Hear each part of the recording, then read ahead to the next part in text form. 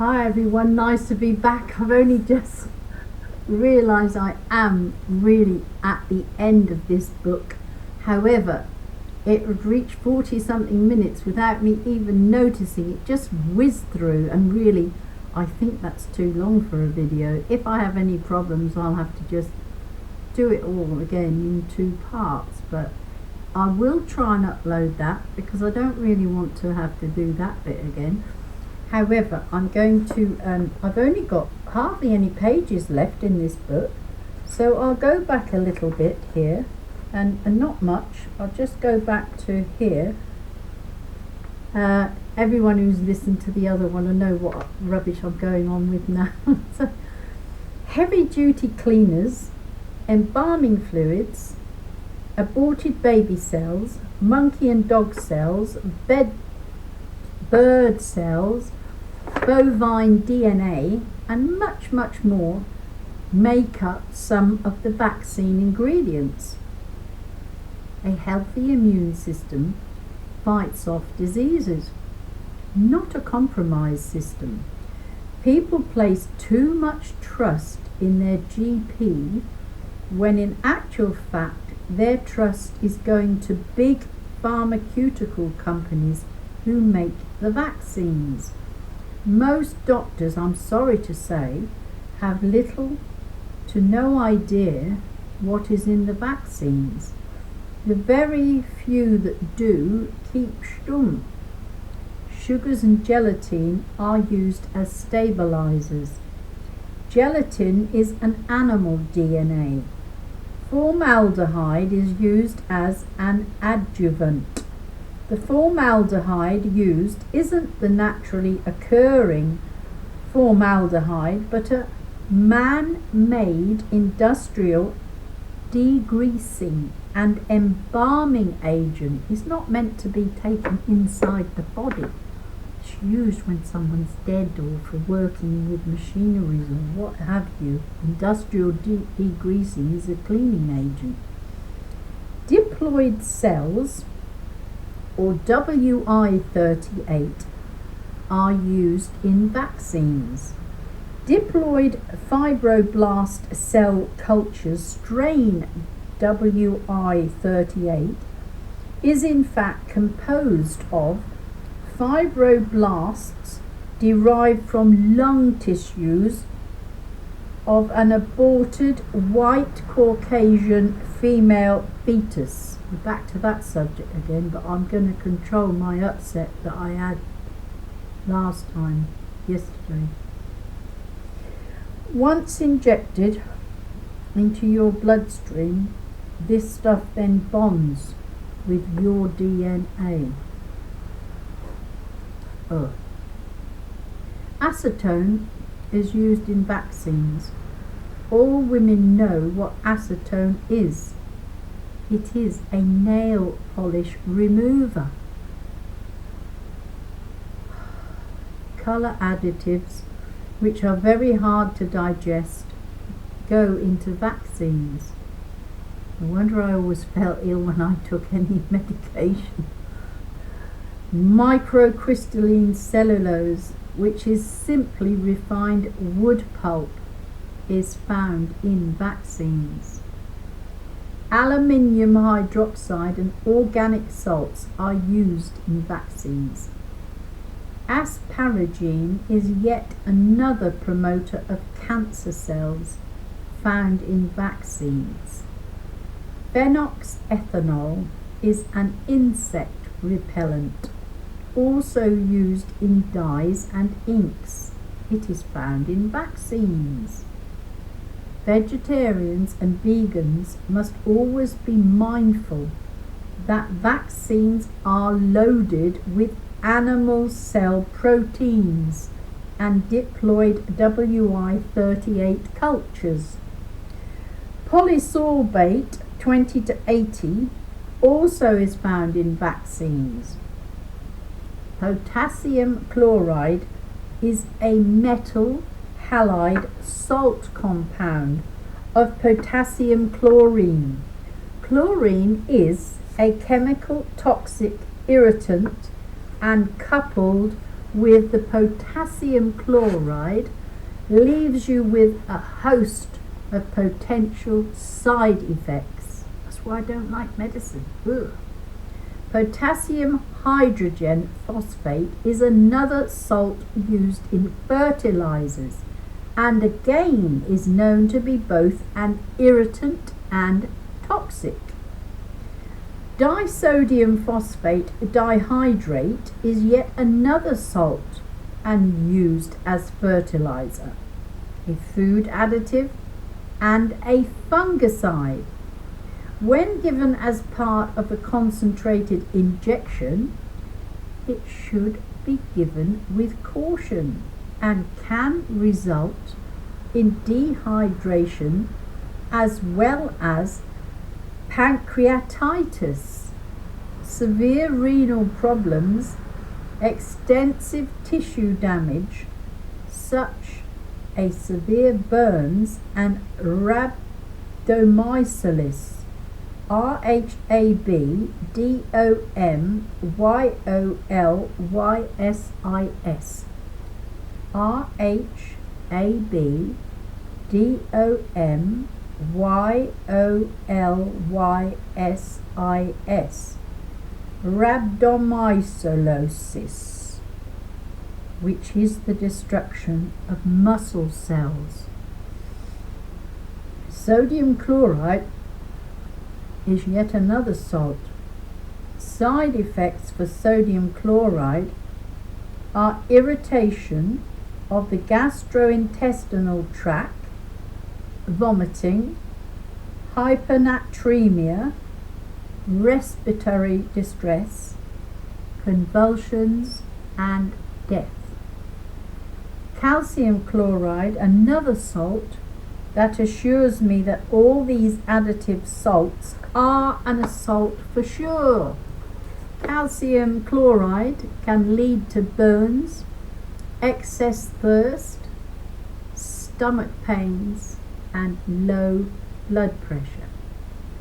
Magnesium hexahydrate is again related to salt and can cause respiratory depression, hypothermia, flushing with significant decrease in blood pressure, stupor, and sweating. I have seen somebody very close to me with those symptoms on a regular basis. I'm not going to name who it is, but it has me greatly concerned because that person is on a whole heap of drugs, including morphine. And no need to be on that till you're dying, I understand, but the person has it to take when the pain is very, very bad. But I've seen all these, what I've just read to you, in somebody very dear to me, and it's horrifying. And I realise now it's because of all the drugs that are being given over a very long period of time. This is awful. Oh dear. Australian, sorry, I lost my place there. It's the blood pressure, stupor and sweating that got me arrested in my reading. I apologise for that, but it just hit me as I was reading it that I know someone who that happens to. The 2019 multi-dose vaccine includes 8 different wild flu strains.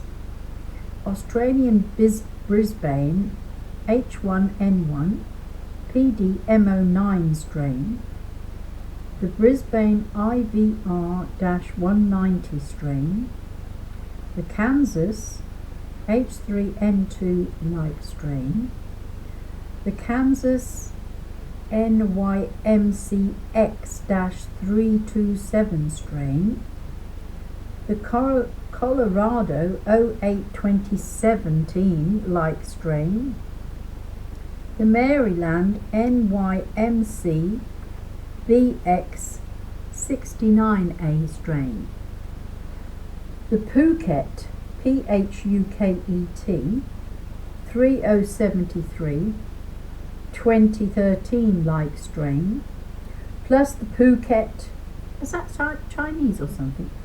3073 2013 wild type strain. Then cetylethylammonium is in vaccines and is a toxic antiseptic. Cetylethylammonium is in vaccines and is a toxic antiseptic. Polysorbate 80 is a mild to moderate toxic additive which causes severe toxicity and airway irritation plus respiratory distress. When you get a vaccine, if you read the insert, it then informs you of the basic contents and their side effects. What it fails to inform you of is that if you actually research in depth the contents listed here, it becomes obvious more side effects come from this vaccine. The flu vaccines listed side effects are not the same as the actual contents side effects. Gentamicin is an antibiotic, causes nausea, vomiting and stomach upsets, plus loss of appetite, redness and soreness at the point of injection. The various flu strains from around the earth contained in these vaccines are touted as inactive, not dead, like they used to state, but inactive.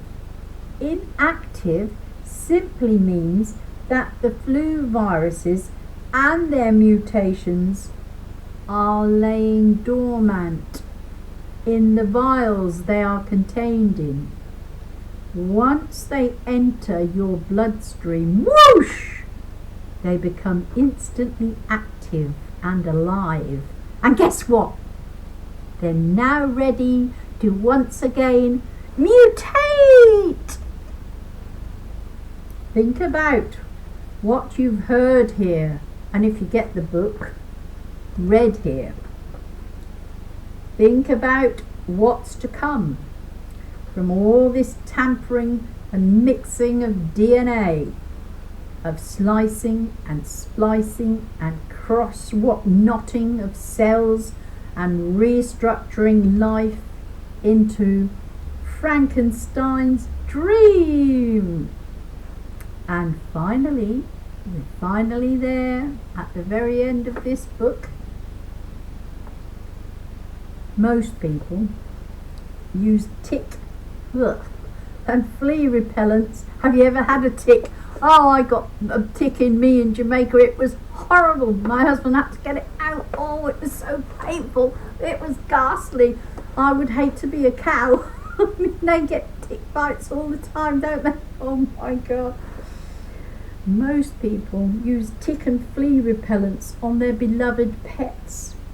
Products such as Advocate and Spot On, those little drops that you squeeze onto your pet's skin to provide supposed tick and flea relief.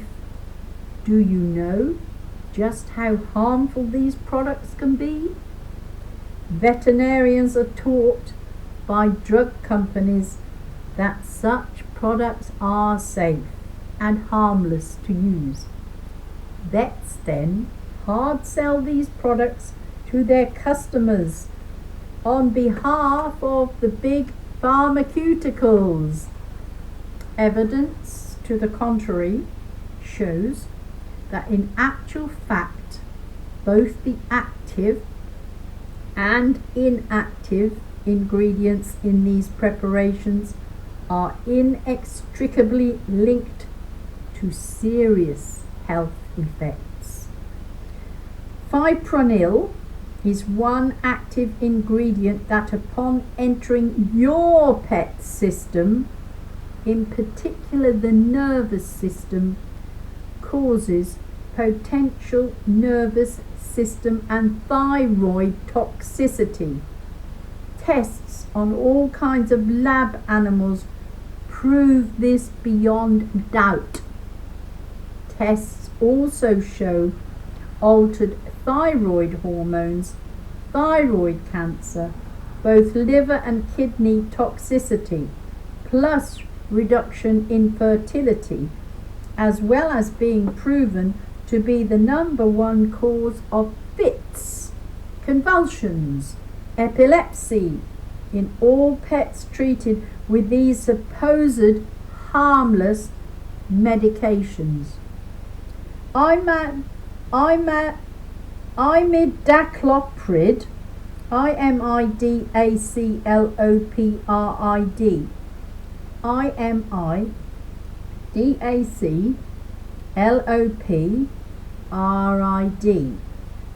Imidacloprid is another active ingredient known to increase cholesterol levels, especially in dogs.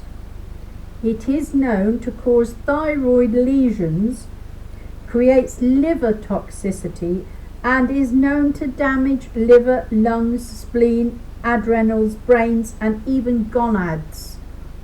As a neurotoxin, it causes incoordination, muscle and breathing weakness. Whilst testing this monstrous drug, they discovered that it caused birth defects on the subject rats, mice and dogs. Pyrethrins account for more than half of brain damage cases reported in pets, plus heart attacks and seizures. The active ingredient, permethrin, found in flea and tick treatments, is a known carcinogen.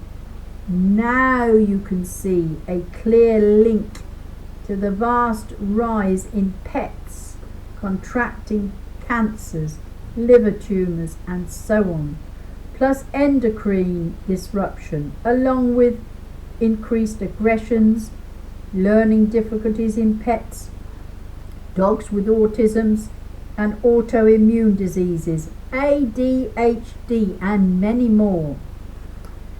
The last bit is fats. Animal experimentation is the most lucrative business in the name of science. Chemicals may kill the parasites, but why do some labels advise you don't handle your pet for 24 to 48 hours after administering treatment? Surely you wouldn't give your dog something that would mean that you mustn't touch the dog or the animal or the pet because you could get harmed and hurt by it. Why would you give it to your dog or cat or pet? No way. No. All people love their pets. You can't give the dog something that you're not allowed to touch it for that length of time.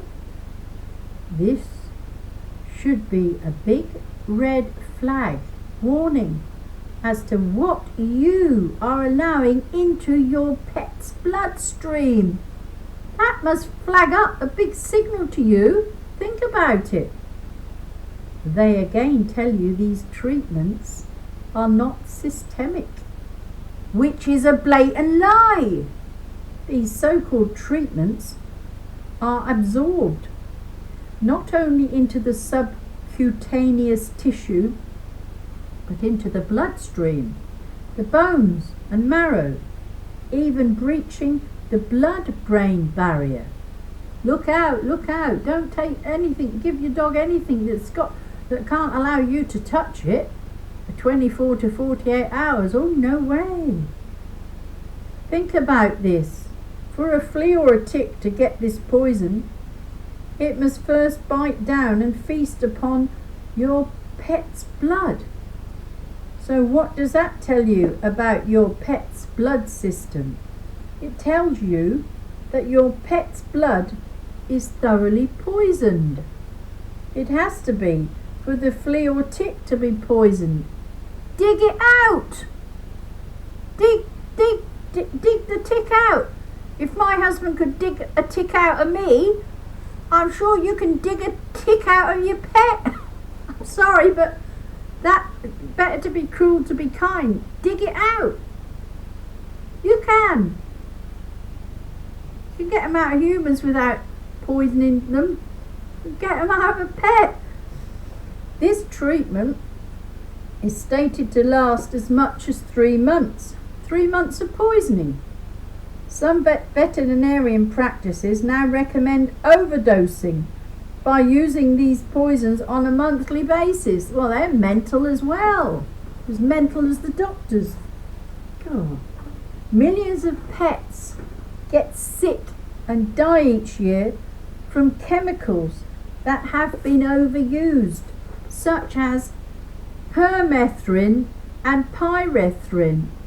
Let me cut here. At least David Yates has got dogs and pets, so he knows what the heck this is all about. I don't, because I haven't got a pet, but I'm beginning to learn something here.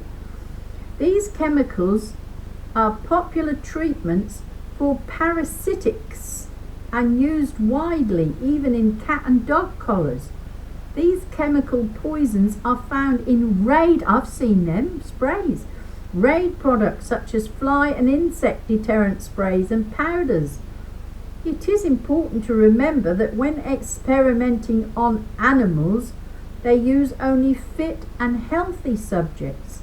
They don't use sick and elderly animal subjects. We're talking of your pets that are very old in the dog terms and stuff. 50% of these healthy subjects die. That doesn't include any figures regards the remaining 50% that actually got sick and didn't die. Where are those figures? We're talking of pets now, not humans. All popular parasitic brands are linked to studies showing devastating proof of illness, a list of which includes the following: suppressed appetite, aggressive behavior, twitches and tremors, loss of gait, lack of coordination, thyroid cancers, enlarged liver and kidney toxicity, liver and lung tumours, enlarged kidneys, brain lesions, depression, epileptic fits, neurological disorders like autisms, dementias, and even ADHD.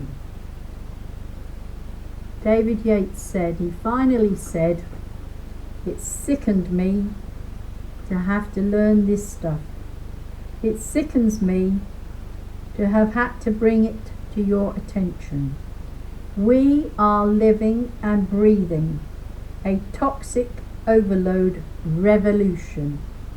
Once you have digested this information, do not ever tell me that you were not warned." That is the end, and I second that, because it is it's been a long journey, hasn't it? Some ups and downs, some happy times, more miserable than happy, and a very upsetting, distressing time over the last subject last night, which I've still not really recovered from. That was really, really terrible. That was the worst ever. That was really, really horrible. But I Xenomix, Xenomyx. Ever heard of it? Well, you have now. Xenomix. We need to campaign those that are able to get it taken out of foods. We need to write to all those CEOs of all those companies and say, "Hey mate, I'm not buying your stuff anymore. I'm not using it anymore till you get this Xenomix out of it, to flavour it with parts of a aborted baby while it's alive. I don't want to be a cannibal. I don't want my children and grandchildren to be a cannibal. I don't want any of you to be a cannibal. And you've heard of mad cow disease. We'll have mad human disease of some kind, won't we? We've got to take action. We've got to stop buying their products that have got that Xenomix in it. Anyway, I'll give you the ISBN number, 978 167 859 1250 by David Albert Yates from Amazon. Goodbye book, goodbye book. I've got all my writings in it. This is the last video on this book. I'm going back to Vernon Coleman now and other things that I normally do.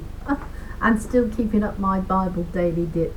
Well, God bless all of you. It's been quite a journey, and I hope you've learned as much as I have, and I hope you'll be proactive. I'm a bit too old to be proactive, but I hope I've shown you some realities that you can do your further research on, or get your family to do some with you or for you. And I think the youngsters need to start doing their research too, because there won't be a world left for them, and there won't be any human beings left the way we're going. They don't need an atomic bomb if they're poisoning us. Alright, God bless you. Good night. Bye bye.